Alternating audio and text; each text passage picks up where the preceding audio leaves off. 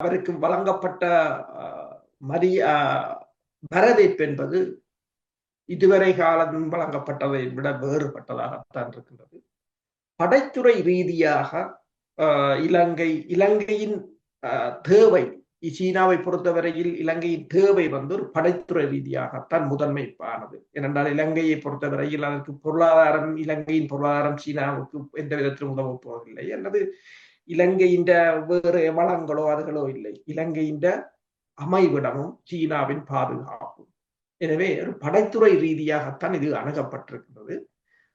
நீங்கள் கேட்டது போல என்னென்று சொன்னால், அனுகும திசாநாயக்காவை பொறுத்தவரையில் இது 2 தடவைகள் கிளர்ச்சியில் ஈடுபட்ட ஒரு ஆயுத குழுவின் தலைவராகத்தான் அங்கு சீனா பார்த்திருக்கலாம். அதனாலும் அந்த இராணுவ முன்னுரிமை கொடுக்கப்பட்டிருக்கலாம்.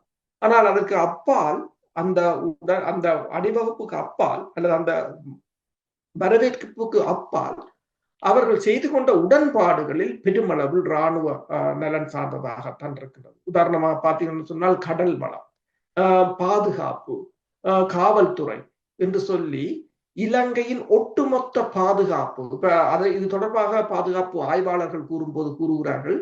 அதாவது கடல் வளத்தை, இந்து சமுத்திர பிராந்தியத்தின் கடல் வளத்தின் கடல் கண்காணிப்பை அல்லது கடல் கூட்டு பாதுகாப்பு உடன்பாட்டை இலங்கை மேற்கொண்டது என்பது இந்து சமுத்திர பிராந்தியத்தின் அந்த இந்தியாவின் அந்த கொள்கைகளுக்கு ஒரு பலத்த சவாலாக இருக்கும் என்றுதான் கூறுகிறார்.